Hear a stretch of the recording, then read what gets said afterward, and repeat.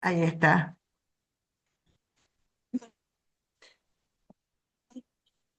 Bueno, gracias primero que nada por estar este miércoles de ceniza. Yo creo que nunca mejor que un día como hoy, en donde realmente comenzamos un tiempo diferente, un tiempo distinto.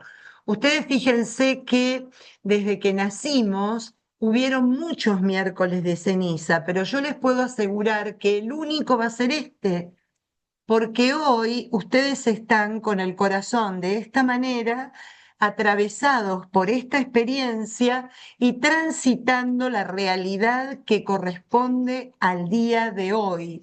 Entonces, es único.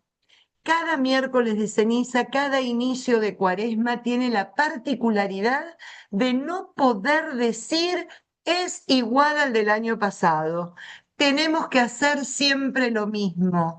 Cada año se repite una nueva historia, no se repite nada, es algo nuevo, completamente nuevo. Y si les queda alguna sensación de que esto es lo que hay que, esto es lo que se hizo siempre, esto es lo que se acostumbra, yo les diría que le pongan el foco a eso, porque la fe, la liturgia, los tiempos litúrgicos fuertes nos enseñan que fueron dados como don de Dios para nosotros y nosotros no podemos malgastarlo pensando que es algo que ya vivimos, que ya lo practicamos o que ya lo hicimos. Porque cuando tengo la sensación que es lo mismo de siempre, lo que hago es irme a ese espacio ya vivido y no permitirme la recreación que Dios me está proponiendo este año 2026. Vívanlo como le dice el obispo cada vez que ordena a un sacerdote que ésta sea, vive cada misa como tu primera, tu única y tu última. Bueno, transportemos esa imagen, envivamos esta cuaresma como la primera, la única, la última, la especial, la de este año, la de hoy, porque el presente es donde nos encontramos con Dios. Entonces, fíjense que por eso, cada año, los santos padres, desde al menos, yo voy a decir, ¿no? Desde, muy probablemente sea desde antes, y esto tómenlo con pinza, por favor, y disculpen mi ignorancia al respecto, pero pongámosle desde el Concilio Vaticano II. Yo estoy segura que antes también había algo diferente, pero que haya mención, San Juan Pablo II es el que más me acuerdo, porque bueno, fue la época donde yo entré a la iglesia, por eso es que no consulté este dato, pero desde San Juan Pablo II, en lo que a mí respecta como experiencia, hasta León XIV, todos los santos años, los santos padres para el día de la cuaresma, el día del inicio, el miércoles santo, en este caso 4 días antes, el Papa nos regala el mensaje de la cuaresma que corresponde al año que estamos transitando. Si no fuera,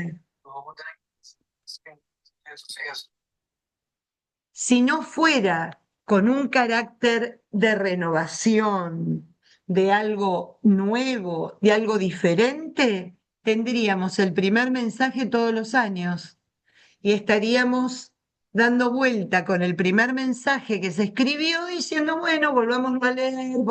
Sin embargo, cada año el Santo Padre, ¿no? Como vicario de Cristo, como aquel que nos conduce a todo el pueblo de Dios y a la iglesia como madre y maestra, ¿no? En esta tierra, porque sabemos que la cabeza siempre es Cristo y el Espíritu Santo que lo asiste, ¿no?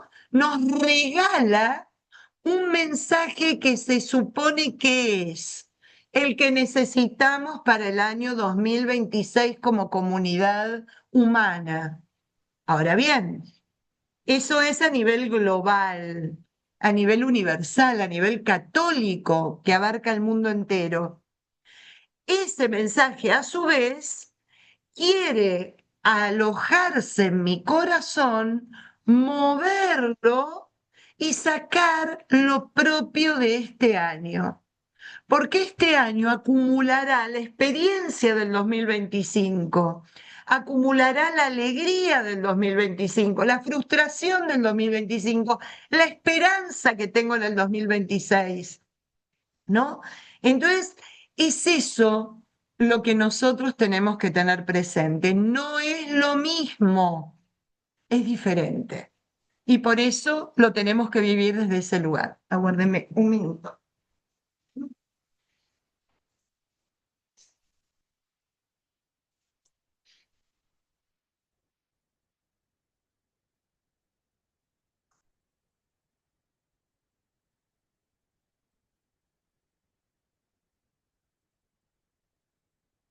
Entonces, fíjense la importancia que es. ¿Cómo conseguimos el mensaje de Cuaresma? Tan fácil como poner en cada uno de nuestros teléfonos móviles o de la computadora, mensaje Cuaresmal 2026. Papa León XIV, y sale en el idioma que lo querramos leer. Lo queremos leer en inglés, lo leemos en inglés. Lo queremos leer en español, lo leemos en español. En alemán, en italiano o en japonés. Está traducido a todos los idiomas, porque es para la Iglesia Universal. Así que hoy, aprovechando este inicio de la Cuaresma y este miércoles santo, en lugar de hacer la lectura que todos ustedes la van a escuchar en la misa, en un día tan especial como el miércoles de ceniza, vamos a entrar en la Cuaresma de la mano de León XIV con su mensaje, un pedacito muy chiquito que leeremos en el día de hoy, así hasta el final de la Cuaresma, para juntos poder tener en el corazón lo que nos va transmitiendo el Santo Padre. En el nombre del Padre, del Hijo y del Espíritu Santo. Amén.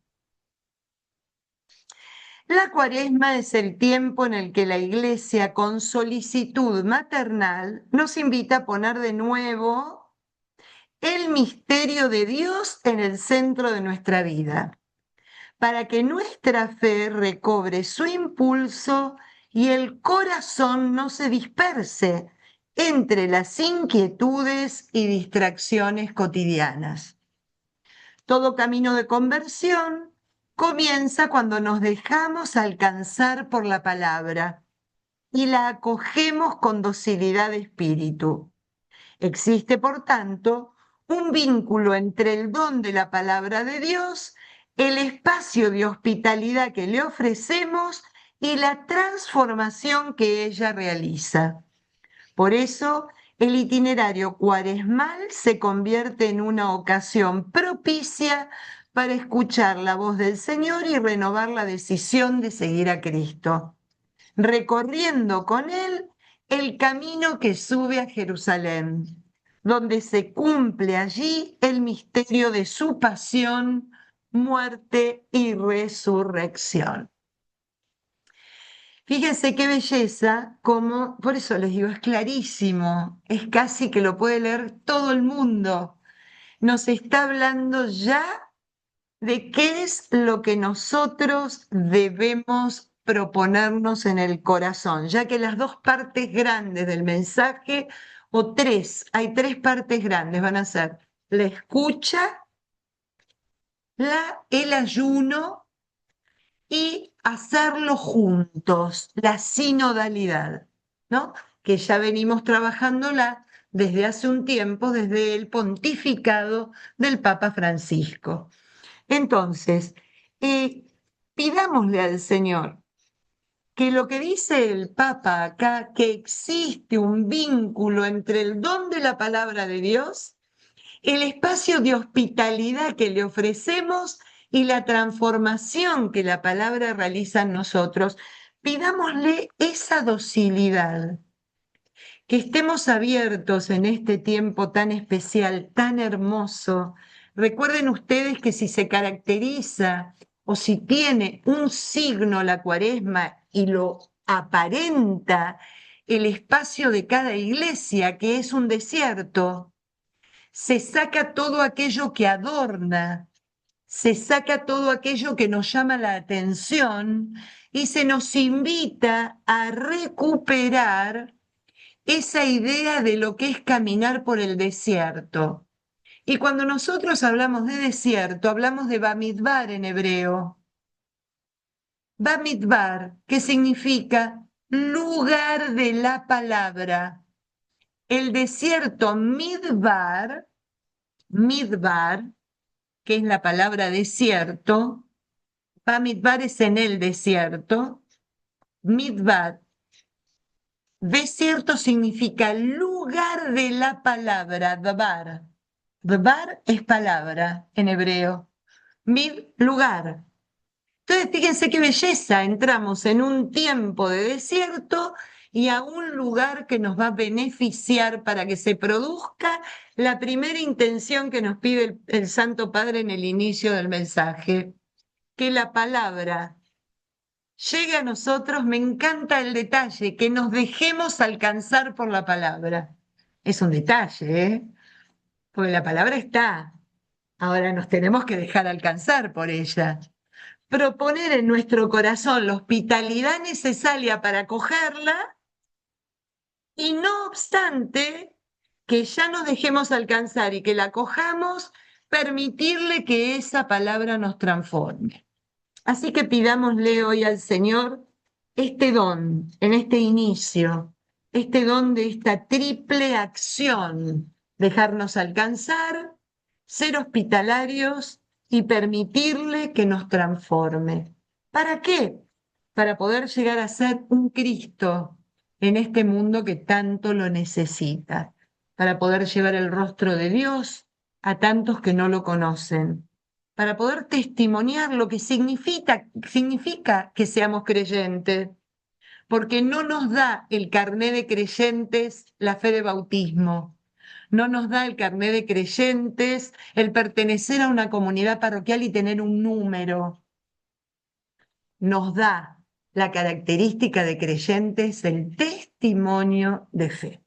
Pidámosle entonces al Señor este don y abrámonos a este tiempo nuevo que siempre recordemos fue dado para nosotros, para que en nosotros se produzca la redención, la sanación y una nueva creación, una resurrección de vida de todo aquello que está muerto en nuestro corazón. Todo esto te lo pedimos a ti, Señor, que vivís, reinás y estás con nosotros hasta el final de los tiempos. Amén. En el nombre del Padre, del Hijo y del Espíritu Santo. Amén. Fíjense qué providencial que nosotros estemos leyendo la carta a las 7 iglesias, porque la carta a las 7 iglesias va iluminándonos en aquellos aspectos que, como dice el Apocalipsis según San Juan, el Espíritu Santo le dice a cada una de aquello que tiene que convertir, de aquello que tiene que transformar. Existen, son comunidades de fe. ¿Se acuerdan la semana pasada? Nos hablaba de la pasión. ¿No? Nos hablaba de la pasión, volvé al amor primero. Todo lo que haces lo haces por rutina, lo haces en motor automático, en piloto automático como el avión. Volvé a la pasión. Y hoy nos va a seguir hablando de una manera bien dura en cada uno de los aspectos de nuestra vida que tenemos que ir trabajando. Esta semana y la que viene vamos a ahondar en este misterio que nos proponen el Espíritu Santo a las 7 iglesias. Y a partir de la siguiente semana vamos a empezar a leer juntos la Pasión de Juan. ¿Se acuerdan que había quedado inconclusa y que la retomábamos en Cuaresma? ¿Para qué? Para que realmente podamos, para después volver a retomar el Apocalipsis, entrar en esto que nos pide el Papa, poner el misterio de Dios en el centro de nuestro corazón. ¿Están de acuerdo? Ese es el programa que creo yo nos va a ayudar a hacer de este itinerario cuaresmal un gran y largo retiro espiritual para que podamos estar abiertos a todo lo que el Señor tiene para cada uno de nosotros. Así que entonces les invito a que abramos ahora el capítulo 2 y que vayamos a la carta que dirige el Espíritu a la iglesia de Esmirna. Algunos de ustedes estuvieron hace poco allí.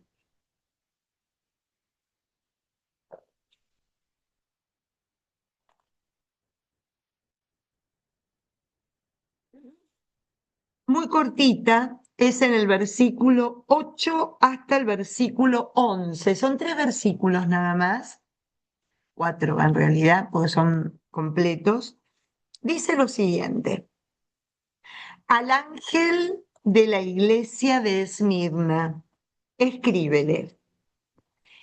Esto dice el primero y el último, el que estaba muerto y revivió.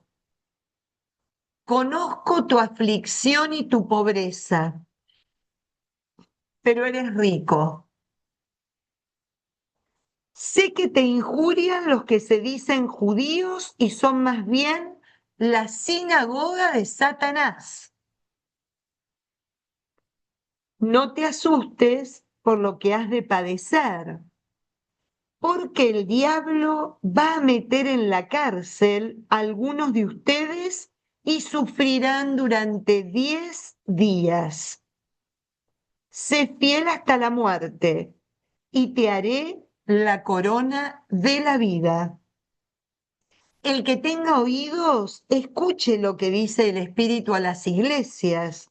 El vencedor no padecerá la segunda muerte. Complicado, ¿no? ¿Qué nos quiere decir? Para cada iglesia vamos a poner en contexto. Acuérdense que nosotros leemos la palabra de Dios en contexto. No nos guiamos por los signos, no nos guiamos de manera literal, no somos, digamos, no nos dejamos llevar por la letra, sino lo que buscamos es el espíritu. Y el espíritu siempre es encarnado en algún tiempo y lugar. Vamos a ponernos a pensar qué era Esmirna. Esmirna, justamente, primero era una ciudad romana, profundamente romana, pero cuando se destruye Jerusalén en el año 70, que se destruye la ciudad y el templo, fue una de las ciudades que más acogió a la comunidad judía que se sintió exiliada.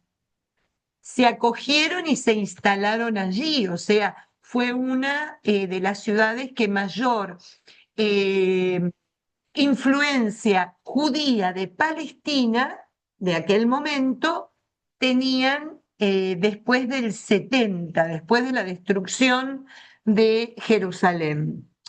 Entonces, ¿qué es lo que pasa? Recuerden ustedes que si bien los romanos, miren qué curioso, una ciudad romana, los romanos son los que destruyen Jerusalén y el templo, los romanos en definitiva son los que deberían ser naturalmente los enemigos de esta comunidad judía. Sin embargo, la comunidad judía en el exilio, lo que dice la carta deja con claridad que el enemigo número uno era el cristianismo. Eran perseguidores de los cristianos. Eran, de alguna manera, los que denunciaban la existencia de los cristianos porque los consideraban herejes según su fe y según su postura religiosa. Entonces, claro, ¿de qué habla esta carta? Esta carta es un elogio y es como una exhortación a mantenerse perseverantes a pesar de la persecución, de la denuncia, del maltrato y de todo aquello que va en contra de la comunidad cristiana naciente. Fíjense qué detalle. conozco tu aflicción. Es muy bonito porque cuando nosotros empezamos a leer, empezamos a irnos, ¿se acuerdan que yo les conté que un poco el libro de Apocalipsis es la revelación de la plenitud de la palabra de Dios, ¿no? La revelación de la palabra, la última palabra de Dios, que es Jesucristo, el verbo que se hace carne y habita entre nosotros. Y recrea en muchos aspectos textos literales que habían sido mencionados en el Antiguo Testamento. Y fíjense lo que dice: conozco tu aflicción. Éxodo 3, cuando Dios se le aparece a Moisés en la zarza ardiendo y dice: he escuchado, conozco la aflicción de mi pueblo. El Dios cercano, el Dios que no abandona. Fíjense, en un momento de persecución, lo que está queriendo decir la palabra de Dios: están pasando por una aflicción, pero yo estoy con ustedes. No lo están viviendo de manera solitaria, ¿no? Abandonados a la mano de aquel que permanentemente les está diciendo: no teman que yo estoy con ustedes. Y su pobreza, pero él les aclara: pero eres rico. Entonces, acá nos deja pensando: está la riqueza en la aflicción y la pobreza. ¿Cuál es la riqueza que les invita a que ellos mismos recuperen, vean y descubran y redescubran la fe en el que es el camino, la verdad y la vida? La riqueza a la cual hace mención no es una riqueza de orden material. Muy probablemente estarían pasando mucha necesidad, más si eran perseguidos, más si eran denunciados y maltratados. ¿Dónde vivirían? Escondidos. ¿Dónde estarían alojados? En cuevas, en las periferias, en aquellos lugares donde sería difícil que los encuentren y que le echaran mano a cada una de las comunidades. Entonces, ¿qué le dice? Pero eres rico. Sé que te injurian los que se dicen judíos. Y acá ya nos habla de otra cosa. A ver, habla que el verdadero judaísmo, el verdadero pueblo de Dios, debería de estar abierto ante el misterio del Mesías, ¿no? Que estos judíos, de alguna manera, como los del Evangelio según San Juan, no son simplemente judíos por pertenecer a la comunidad judía, sino que son aquellos que también están cerrados a la palabra, a la profecía y a la esperanza que Dios le fue dando a lo largo de toda la historia de salvación.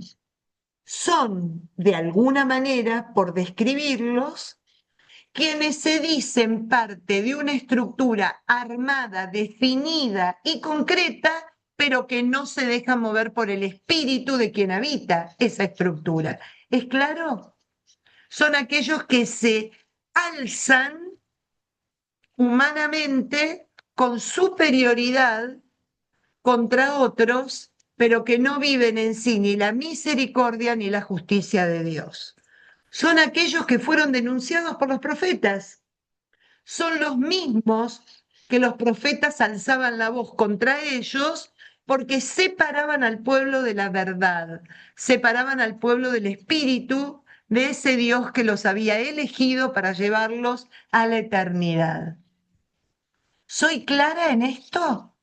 ¿No? Porque fíjense que por eso le llaman de esa manera. Son más bien la sinagoga de Satanás. No es un insulto, es descriptivo.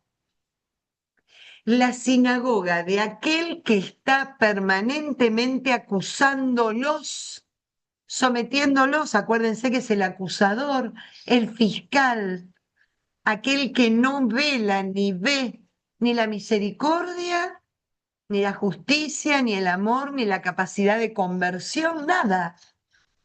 Son los que se alzan en superioridad de unos contra otros, pero no. con la intención de llevar al hombre hacia Dios, sino simplemente de mantenerlo dentro de esa estructura firme, eh, completamente tiesa, que no permite ningún cambio, ninguna transformación.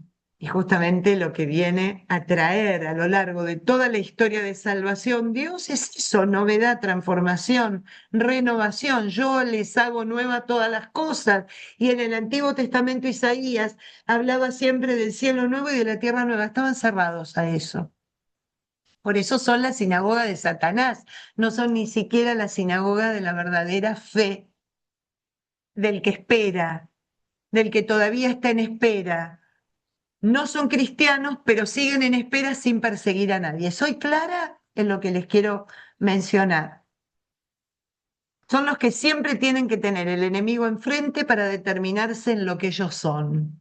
¿Vieron que hay gente que tiene que tener siempre problemas con alguien para poder vivir en paz consigo mismo? Es un espanto, ¿no? Pero el conflicto los define, el conflicto los identifica.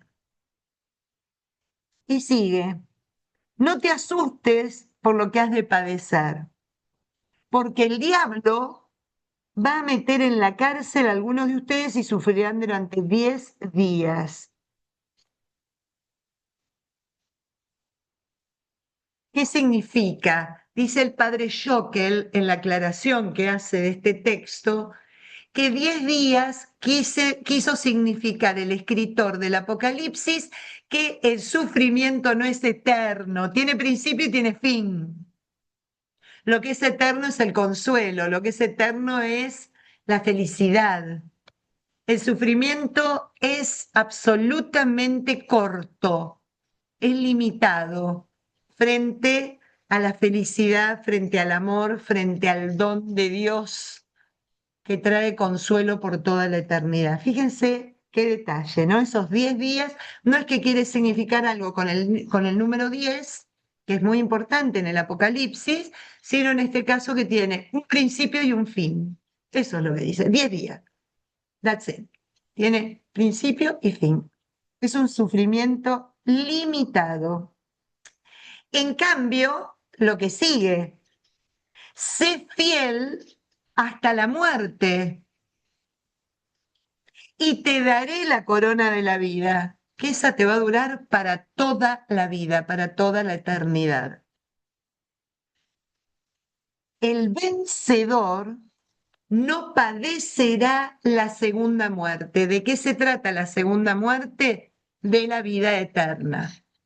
La muerte para siempre, la muerte o la incapacidad de poder vivir en la presencia de Dios por toda la eternidad, si lo traducimos a un lenguaje más coloquial o más comprensivo.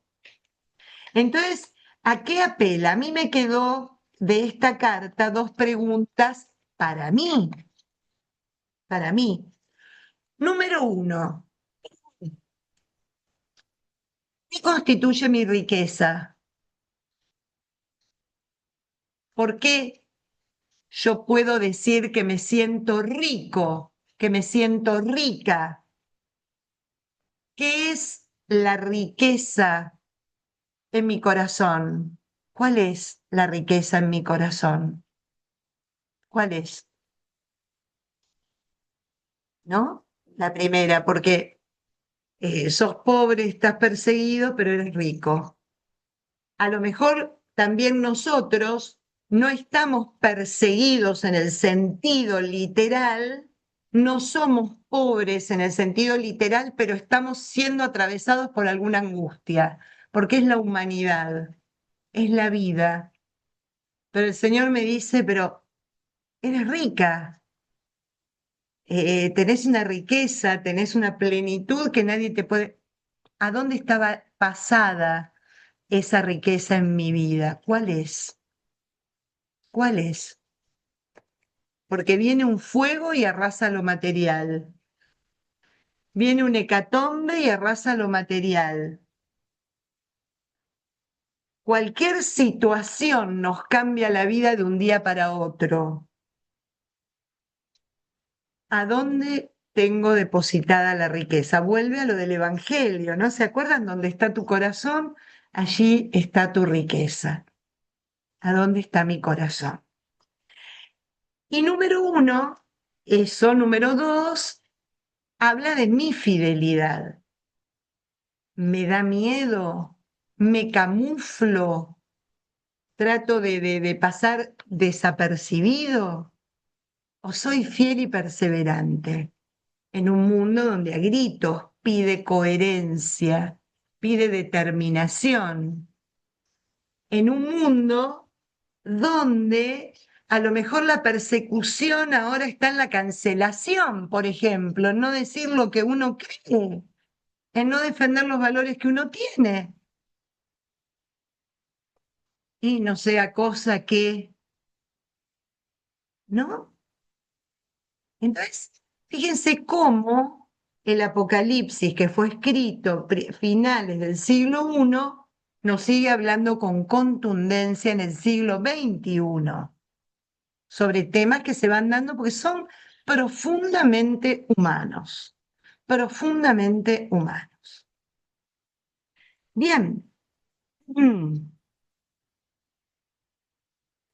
eh, la iglesia de Pérgamo, wow, qué lindo lugar, hermoso.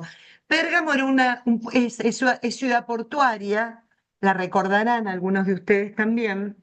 Es una ciudad muy importante, tremendamente industrializada desde los primeros siglos. ¿Por qué? Porque de allí salían los pergaminos. A ver, es como si fuera la gran papelera del mundo. Hasta que empezó la tecnología en nuestra vida, aún hoy, ¿no? El papel se sigue usando. Aún hoy todavía seguimos muchísimo menos, pero manejándolo entonces, había varias maneras de poder poner por escrito documentos, historias y todo aquello que en ese momento se necesitaba.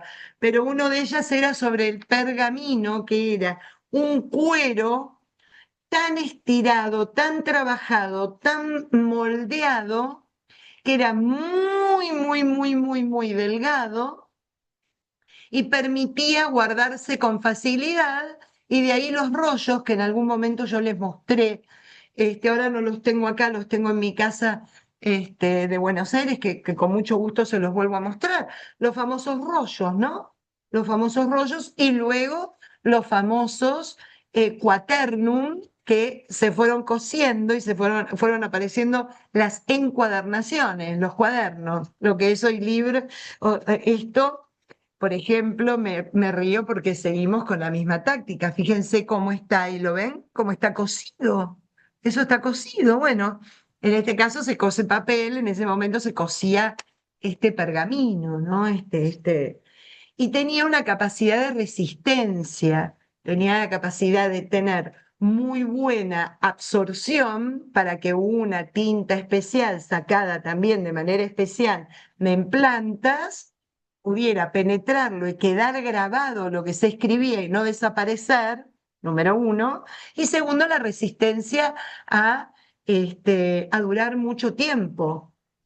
O sea, no se rompía. El papiro era muy débil, ¿no? El papiro era muy, muy, muy delicado de alguna manera.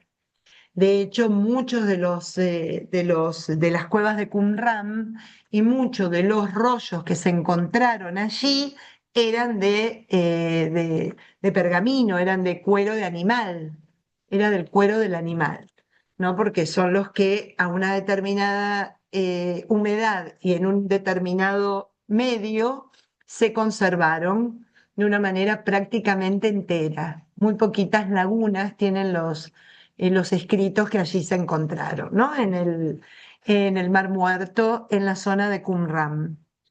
Así que bueno, ¿por qué les cuento esto? Porque ya los pongo en sobreaviso que Pérgamo no era una ciudad cualquiera, era una de las ciudades más importantes de la zona y en donde se desarrolla una iglesia muy especial, ¿no? Para que se den una idea, era residencia del emperador romano que gobernaba en la zona. Bueno, un lugar hermoso, un lugar en el mar, es precioso. Entonces, bueno, allí tenía residencia el gobernador de esa zona, de esa sección. Em, Otra cosa, que toda ciudad floreciente, económicamente hablando, atraía grupos sociales muy estables y la mayoría de esos grupos sociales eran paganos. Entonces era una ciudad que estaba llena de templos erigidos a los dioses paganos de distintas creencias, ¿no? Tenía esa característica también. Bien. La verdad que la fe cristiana que fue creciendo en esa comunidad no la tenía fácil, para nada, para nada, para nada. Yo digo que nunca fue fácil ser iglesia, pero en algunas épocas fue más difícil que en otras, ¿no? Era así. Em, Así que bueno, vamos a leer qué es lo que nos dice y vamos a ir viendo cómo lo vamos entendiendo esta carta del ángel a la iglesia de Pérgamo. Al ángel de la iglesia de Pérgamo, escríbele. Esto dice el que tiene la espada afilada de doble filo. Sé que donde tú habitas tiene su trono Satanás. A pesar de todo, mantienes mi nombre sin renegar de mí. Ni siquiera cuando Antipas, mi testigo fiel, fue asesinado en la ciudad de ustedes, donde habita Satanás. Pero tengo algo contra ti, que toleras allí a los que profesan la doctrina de Balaán, que indujo a Balac a poner un tropiezo a los israelitas, empujándolo a comer víctimas idolátricas y a cometer inmoralidades sexuales. Lo mismo, tú toleras a los que profesan la doctrina de los nicolaitas. Arrepiéntete. De lo contrario, iré pronto allá para luchar contra ellos con la espada de mi boca. El que tenga oídos, escuche lo que dice el Espíritu a las iglesias. Al vencedor le daré el maná escondido. Le daré una piedra blanca y grabado en ella un nombre nuevo que solo él conoce, aquel que lo recibe. Fíjense, ¿no? A cada iglesia le va como sacando la radiografía, ¿no? A mí lo que me llama la atención es que volvamos al punto central, son comunidades formadas, son comunidades cristianas, son comunidades de fe, eso no hay duda, pero cómo les va marcando a cada una aquello que tienen que trabajar y transformar. Por eso les decía que es una bendición poder hacerlo hoy en el inicio de la Cuaresma, porque un poco nosotros somos las 7 iglesias juntas. En nuestro corazón habita todo esto que se habla, todo esto que se pide que se revise, que se transforme, que de alguna manera se tenga presente para no caer en el mismo error, ¿no? Fíjense qué bonito, qué bonito. ¿Qué es lo que, primero, por qué le llaman la ciudad de Satanás? En este caso, porque reside el emperador romano. Acuérdense que si bien recién leíamos en la iglesia de Esmirna, la sinagoga de Satanás es aquella que se separa por completo del Espíritu de Dios, definitivamente. A partir de este momento, siempre todo lo que es la bestia, el demonio, el diablo, Satanás, va a estar relacionado con el perseguidor número uno que es el Imperio Romano. Así es como se va a constituir el nombre o cómo se va a dar a conocer, cómo lo describe de alguna manera el Apocalipsis, ¿no? Al victimario. Em, por ejemplo, eh, ha dado testimonio Antipas, pero ha sido muerto, ¿no? Sin renegar de mí, ni siquiera cuando Antipas, mi testigo fiel, fue asesinado en la ciudad de ustedes donde habita Satanás. O sea, fíjense lo que les está diciendo. No dejaron de ser parte de la iglesia ni siquiera cuando uno de ustedes fue asesinado. No salieron corriendo. Muy bien por esa perseverancia y esa fidelidad. Ahora bien, ¿qué pasa con la coherencia? ¿No? ¿Qué pasa? Quiere el Señor que la comunidad se mantenga, dice el padre Schockel, fiel a pesar de la idolatría circundante. Eso hace mención. El culto idolátrico es un culto que ustedes tienen que entenderlo eso desde el Antiguo Testamento. El ídolo es en contra del Dios verdadero, del Dios de Israel. El ídolo esclaviza, el ídolo llama a una relación de sometimiento con aquel que practica la idolatría. Los pueblos idolátricos sometían a otros pueblos. El Dios de Israel es el Dios de la libertad, el Dios que libera.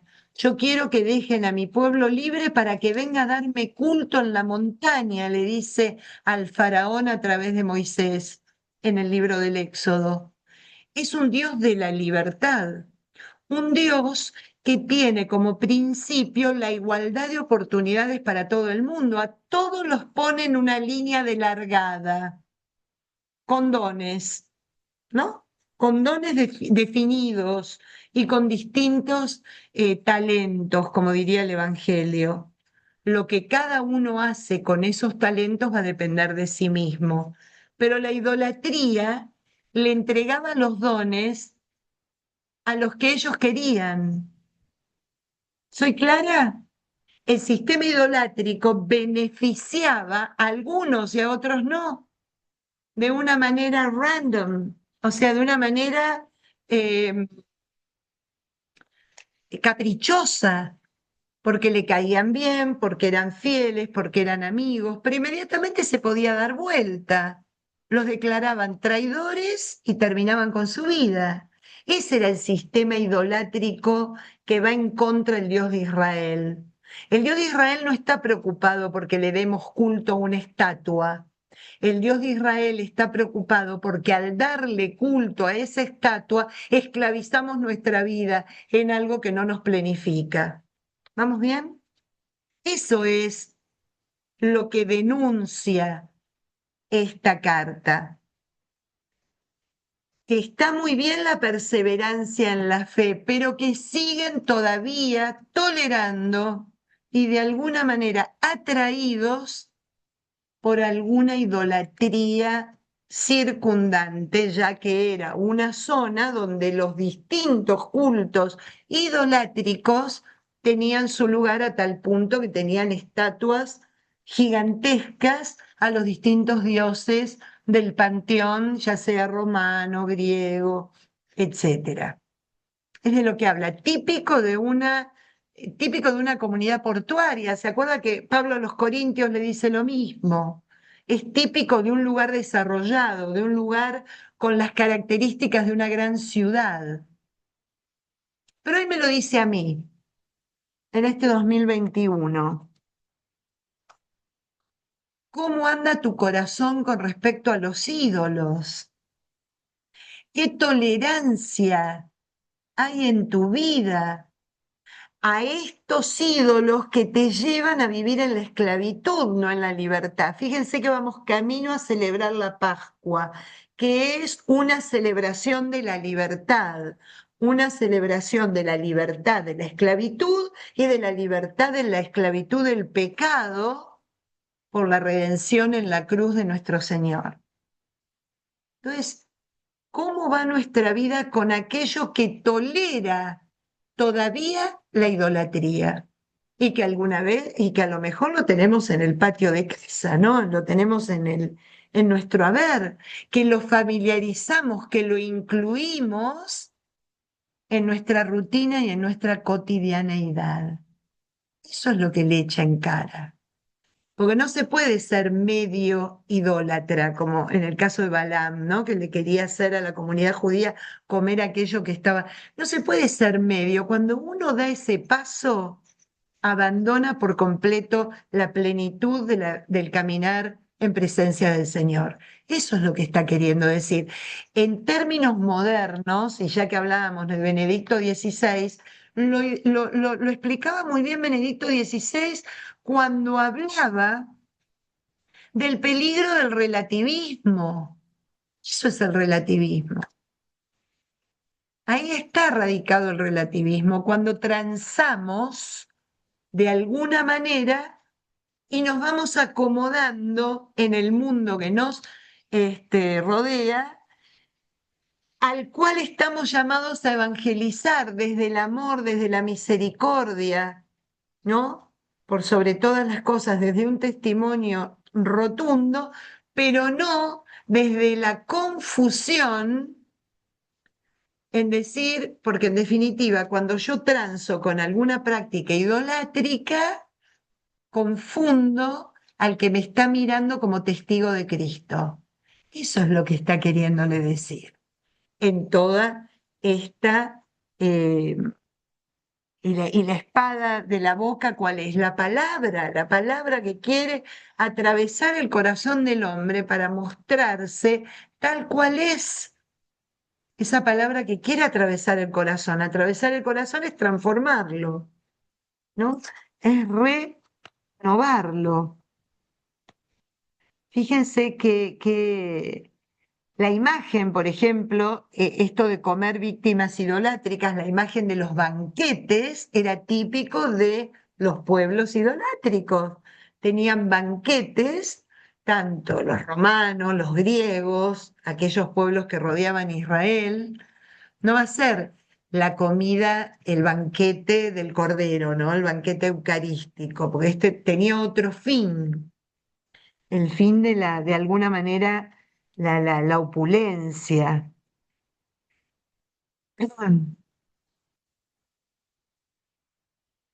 Cuando habla de los nicolaitas, acuérdense que tienen mucho que ver con los gnósticos, de los que hablábamos cuando veíamos las cartas de San Juan.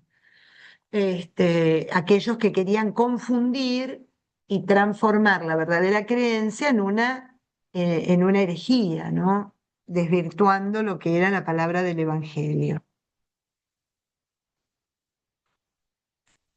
Arrepiéntete, ¿no? La lectura nos llama, arrepiéntete. De lo contrario, iré pronto allá para luchar contra ellos. O sea, el mismo Señor, ¿no? Se apersonaría para ir en contra de aquellos que no viven eh, la fe. Al vencedor le daré del maná escondido. Qué lindo. ¿Se acuerdan que el anterior era el vencedor no padecerá la segunda muerte, ¿no? El maná escondido que simboliza la Eucaristía, el maná que se transformó en el cuerpo de Cristo, ¿no? En comunión plena con el Cordero. El banquete se tiene que transformar de un banquete pagano y bacanal en las bodas del Cordero, el banquete de bodas, el banquete que habla Isaías, el banquete en la Nueva Jerusalén, el banquete donde nos hacemos del maná celestial, ¿no? Un poco eso está haciendo como una especie de paralelismo entre una situación y otra. Em, es muy bonito lo de la piedra. La piedra, ustedes saben que cuando fallece alguien no se llevan flores en el judaísmo, se coloca una piedra como signo de que alguien recordó a la persona que yace allí. Y la piedra no muere como la flor, la piedra permanece. Hay alguien que es recordado siempre en el corazón del otro. Y acá no es cualquier piedra, es una piedra blanca, sinónimo de la pureza, sinónimo de la purificación, ¿no? Esto que habla de blanco, de aquello que se le quitó toda impureza que pudiera alejarlo del ámbito de lo divino, de Dios, ¿no? Y eh, se habla del bautismo cristiano, a quien se le impone un nombre nuevo. El nombre para el judaísmo significa la esencia, lo que uno es. El nombre de Dios es lo que define a Dios, por eso es que a Dios no se lo nombra. Por eso no se puede decir el nombre de Dios, ¿no? Para un judío es completamente impensado limitar, circunscribir, definir lo que Dios es. Entonces se le da un nombre nuevo.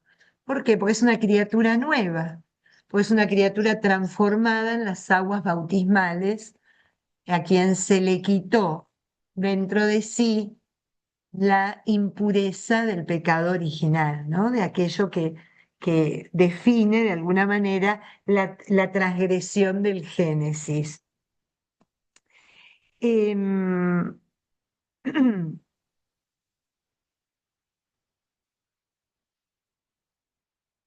Y por eso está relacionado el bautismo y la Eucaristía, ¿no? El bautismo y el banquete del Cordero, el bautismo y el banquete de Cristo, ¿no? Esta belleza que un poco es el premio de aquel que persevera o aquel que trabaja y obra para que de alguna manera eh, se dignifique en la misión que le ha sido encomendada. Vamos a hacer Em, vamos a hacer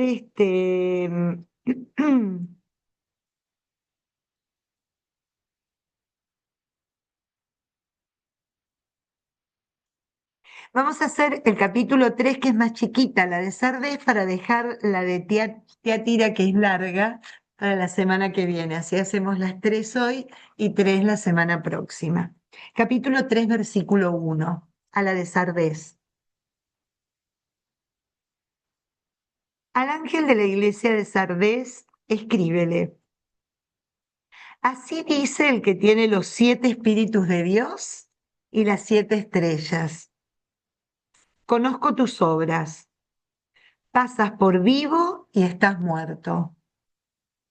Vigila y robustece el resto que todavía no ha muerto, porque no encuentro tus obras justas a juicio de mi Dios. Recuerda lo que recibiste y escuchaste. Obsérvalo y arrepiéntete. Si no estás en vela, vendré como el ladrón sin que sepas a qué hora llegaré. Con todo, tienes en Sardés unos cuantos que no han contaminado sus vestiduras. Vestidos de blanco, se pasearán conmigo porque son dignos. También el vencedor se vestirá de blanco y no borraré su nombre del libro de la vida. Lo confesaré ante mi Padre y ante mis ángeles. El que tenga oídos escuche lo que dice el Espíritu a las iglesias. ¿No? Clarito. ¿Dónde queda Sardés? Sardés está ubicada em, cerca de lo que es la que vamos a leer la semana que viene, que es Tiátira. Tiátira es la ciudad menos importante de todas las que existían en ese momento, para que se den una idea, la más insignificante, la menos importante en todo sentido. Mientras que Sardés está ubicada a 50 kilómetros de esta ciudad. Dice el padre Joquel, ¿eh? Les estoy contando lo que el padre Joquel nos da como contexto para que nos pongamos nosotros y entendamos por qué dice lo que dice. Comenta el padre, textual, era un floreciente centro comercial con una próspera industria de lana blanca. a la que parece referirse el texto de la carta. Sus habitantes tenían fama de comodones y lujuriosos. En contraste con la prosperidad material, la comunidad cristiana apenas lograba vegetar lastimosamente.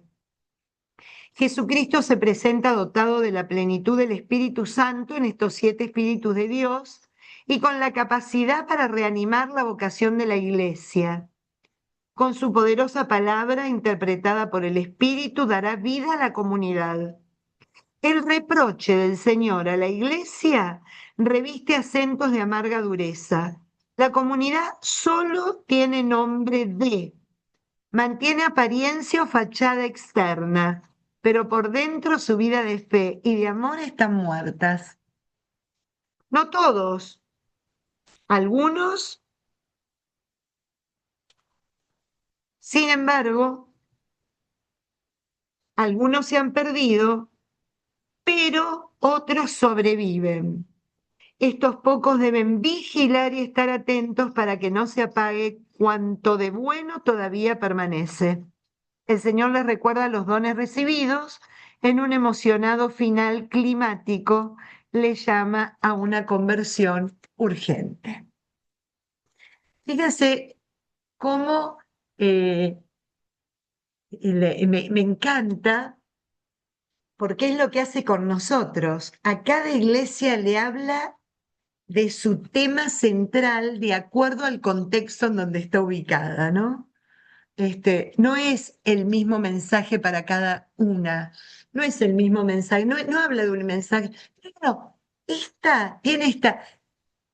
la comodidad, la holgazanería, ¿no? La mediocridad llegó también a la comunidad cristiana. Era una característica general, pero la comunidad cristiana que formó la iglesia allí en Sardés no supo salirse de ese tema. Algunos sí, de los que habla el Señor. La lana blanca, que era el centro comercial y económico del lugar, se convierte en el signo de fidelidad y al que deben alcanzar, no por una cuestión económico y social, sino por una cuestión espiritual de perseverancia y fidelidad. Ya no es la lana blanca que vale y que hace próspero el lugar, sino que es la lana blanca que define una condición. ¿Cuál es la condición? Aquellos que se supieron mantener fieles y no se dejaron sucumbir por el mundo que los rodeaba. ¿Se acuerdan que hace un tiempo hablábamos? Dios amó tanto al mundo que envió a su Hijo único para que se salve a través de él, como dice Juan 3:16. Pero en otra parte el Señor en el Evangelio dice, ustedes están en el mundo, pero no son del mundo. ¿De qué habla o a qué hace referencia esta carta? A la capacidad de la perseverancia que evangeliza la mundanidad y no la mundanidad que termina con la perseverancia y el testimonio de fe. Y me pregunta de eso en mi vida. ¿Qué hay de mundano en mi corazón? ¿Qué hay de mundana en mi actitud en el día a día? Eso es lo que me invita, porque aparte, acuérdense, estas cartas son de exhortación a la conversión, son de exhortación al cambio, no son condenatorias, son exhortativas, como hacían los profetas. Cambien, conviértanse. Juan el Bautista, arrepiéntanse, lo vamos a leer hoy hasta el cansancio.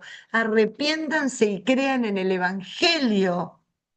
Entonces hoy, cuando leamos, escuchemos y se nos marque la frente con el signo de la cruz, permitámonos presentarle al Señor todo aquello que tenemos de mundano en nuestro corazón para que Él lo transforme. Te presentamos esto, esta comodidad, esta lujuria, esta mundanidad, este tesoro que no sos vos, Señor. para que me ayudes a transformarlo. Es un tiempo de esperanza, es un tiempo de oportunidad, es un tiempo de vivir en plenitud la libertad de los hijos amados de Dios. Aprovechémoslo, aprovechémoslo. Yo les quiero contar algo antes de terminar la charla de hoy. Antes de ayer o hace 3 días falleció Emma. Emma no faltaba nunca ningún miércoles y se quedaba hasta el final para saludarme. Emma es la hermana de Ernesto, que muchas veces pregunta, comenta, ¿no? Son de la parroquia de Ernesto, junto con su señora, con Lucía, ellos viven en Key Biscayne, son de la parroquia de San Agnes. Su hermana era colombiana, vivían en Colombia, y falleció aparentemente, por lo que yo pude entender, por lo que Ernesto me comentó, de manera repentina. No, no esperaban, al menos no lucía, a lo mejor me estoy equivocando, pero no lucía estar adoleciendo alguna enfermedad o algo por el estilo. Así que nos da mucha tristeza, pero a su vez, como decíamos con Ernesto todos estos días, Ernesto me decía anoche en el último mensaje, pensar que ya está frente a aquel descubriendo todas las palabras que fue escuchando a lo largo de todos los años en las clases de Biblia, ¿no? Qué, qué, qué bonito, qué esperanza, pero hoy queremos mandarles un cariño muy especial a la familia, especialmente a su hermano, porque bueno, uno siente desolación. Acuérdense que el Señor lloró frente a la tumba de Lázaro, ¿no? El Señor al llorar frente a la tumba de Lázaro habilita nuestra tristeza, nuestra angustia y nuestro dolor por aquellos que no están, pero con la esperanza, la certeza y la total y absoluta fe de que sabemos que están, ¿no? Son los vivos de los que habla el Apocalipsis, son los vivos de de los que nos cuentan tantas veces la historia de la salvación.